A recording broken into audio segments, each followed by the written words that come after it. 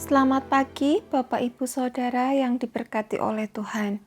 Puji Tuhan, kita ada hingga saat ini menikmati semua berkat kemurahan yang telah dianugerahkan dan telah disediakan oleh Bapa bagi kita semua.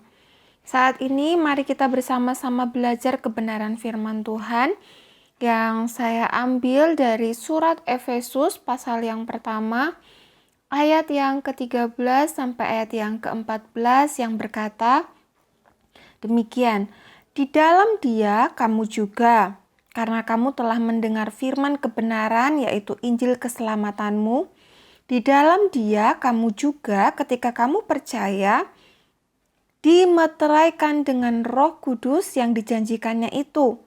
Dan Roh Kudus itu adalah jaminan bagian kita memperoleh seluruhnya, yaitu penebusan yang menjadikan kita milik Allah untuk memuji kemuliaan-Nya. Puji Tuhan, ayat firman Tuhan yang kita baca saat ini merupakan satu informasi penting bagi kita gereja Tuhan, bahwa kita sebagai orang-orang percaya sudah dimeteraikan dengan Roh Kudus ketika kita menjadi percaya, seperti yang telah Yesus janjikan. Mengapa Roh Kudus menjadi meterai bagi kita dan apa fungsi dari meterai tersebut? Bapak Ibu Saudara, dalam keseharian kita pasti tahu dan pernah bertemu, bersentuhan langsung dengan benda yang disebut dengan meterai. Meterai biasa digunakan sebagai alat bukti yang kuat untuk seseorang mendapatkan atau menerima apa yang telah menjadi haknya berdasarkan sebuah perjanjian. Dengan demikian, jika salah satu pihak yang terikat pada perjanjian tersebut tidak menepati janjinya atau tidak melakukan kewajibannya sesuai dengan kesepakatan, maka pihak yang lain boleh menggugat pada peradilan perdata. Jadi meterai ini penting ya Bapak Ibu Saudara dalam sebuah perjanjian untuk seseorang dalam kesepakatan yang dibuat oleh dua belah pihak. Bapak Ibu Saudara yang diberkati oleh Tuhan, saya secara pribadi memiliki kerinduan yang sangat besar agar semua orang percaya menyadari apa yang seharusnya orang percaya terima dan miliki dari Tuhan Yesus seperti yang sudah dianugerahkannya kepada kita. Bapak Ibu Saudara yang diberkati oleh Tuhan, melalui perumpamaan meterai, penggambaran tentang meterai ini, saya berharap kita mengerti peran Roh Kudus dalam kehidupan kita. Kita mengerti bagaimana cara kerja Roh Kudus dalam kehidupan kita ketika kita menjadi percaya, ketika Roh Kudus diberikan kepada kita. Melalui doa 10 hari yang kita jalani hari-hari ini Bapak Ibu Saudara, di dalam menyambut Pentakosta, ini bukan hanya sekedar menjadi sebuah momen untuk kita bersekutu bersama, berdoa bersama dengan saudara seiman, atau sekedar kita hanya memperingati sebuah peristiwa penting dalam sejarah gereja, di mana beberapa ribu tahun yang lalu murid-murid Yesus mengalami satu momen yang luar biasa, mengalami satu peristiwa yang luar biasa ketika untuk pertama kalinya Roh Kudus bekerja secara dahsyat kepada semua orang yang percaya kepada Yesus. Melalui doa 10 malam ini, saya rindu kita semua tahu dan sadar, kemudian menjadi yakin penuh terhadap karya Roh Kudus bagi kehidupan kita. Bapak Ibu Saudara yang diberkati oleh Tuhan, ketika Tuhan Yesus terangkat ke sorga, Tuhan Yesus mengingatkan para murid tentang janji Bapa. Janji apa itu Bapak Ibu Saudara? Janji yang telah disampaikan oleh para nabi. Nabi Yesaya pernah menyampaikan ini. Nabi Yoel pernah menyampaikan janji Bapa ini tentang Roh Kudus, bahwa mereka akan dibaptis dengan Roh Kudus.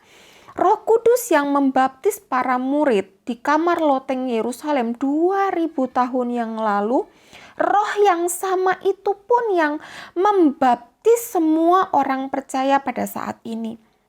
Ketika Roh Kudus membaptis kita, itu menjadi meterai bagi kita Bapak Ibu Saudara. Itu menjadi satu jaminan untuk kita menerima semua yang baik.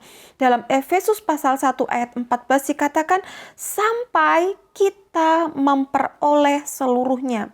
Kita bisa melihat juga di dalam surat 2 Korintus pasal pertama ayat 21 sampai 22 mengatakan, sebab Dia, yaitu Yesus, yang telah meneguhkan kami bersama-sama dengan kamu di dalam Kristus, adalah Allah yang telah mengurapi, memeteraikan tanda miliknya atas kita, dan yang memberikan Roh Kudus di dalam hati kita sebagai jaminan dari semua yang telah disediakan untuk kita.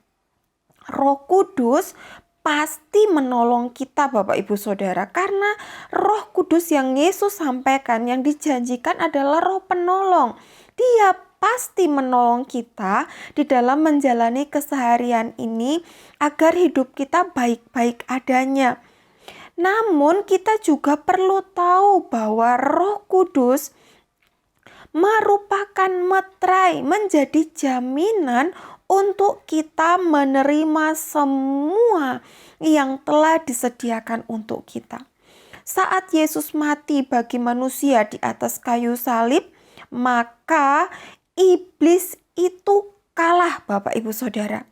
Iblis kalah, dan ketika iblis kalah maka terciptalah satu kesepakatan bahwa iblis kehilangan kuasanya atas manusia. Sama seperti bangsa Indonesia ketika mengalami kemerdekaan, ketika bangsa Indonesia merdeka, maka penjajah kehilangan kuasa atas bangsa Indonesia. Demikian pula dengan kehidupan kita. Dengan demikian Bapak Ibu Saudara, manusia dimerdekakan dari dosa. Jika iblis melanggar kesepakatan ini, melanggar bahwa dia sudah kehilangan kuasa, dia mencoba untuk menguasai hidup manusia lagi dengan cara menipu manusia dan memperhamba manusia lagi, seharusnya manusia bertindak untuk menggugat. Yesus sebagai hakim yang adil, dia pasti menghakimi dengan adil dan pasti mengembalikan apa yang menjadi hak manusia. Namun hal yang disayangkan Bapak Ibu Saudara, banyak sekali orang-orang yang tidak percaya pada Yesus. Ada yang percaya, tetapi tidak tahu bahwa di dalam dirinya ada Roh Kudus sebagai jaminan untuk dia menerima semua yang baik dari Allah. Sehingga orang-orang seperti ini membiarkan hak-haknya diambil oleh iblis. Bapak Ibu Saudara yang diberkati oleh Tuhan, apa yang selama ini telah diambil oleh iblis di dalam hidup kita? Damai sejahterakah? Sukacitakah? Kesehatankah? Kemakmurankah? Kerukunan dalam keluargakah?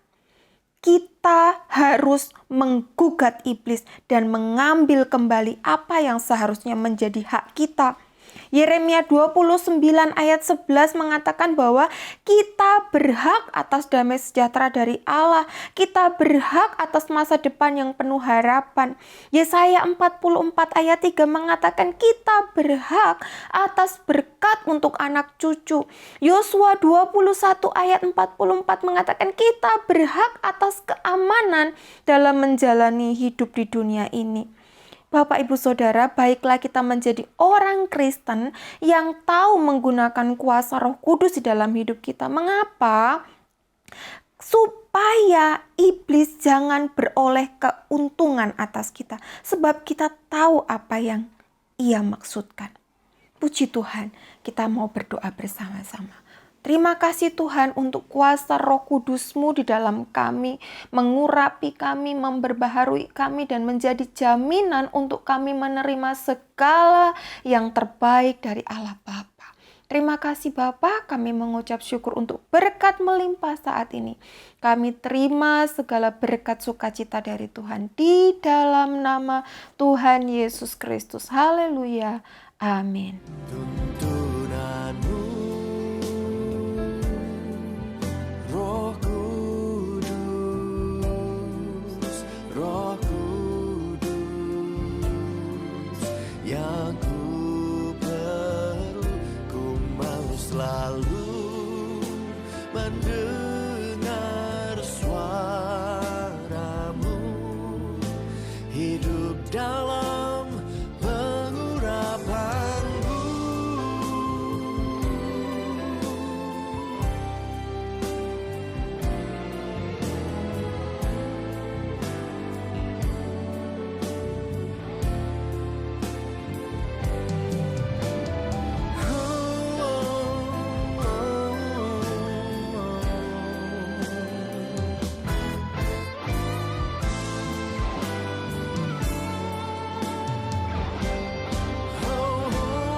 Tuntunanmu,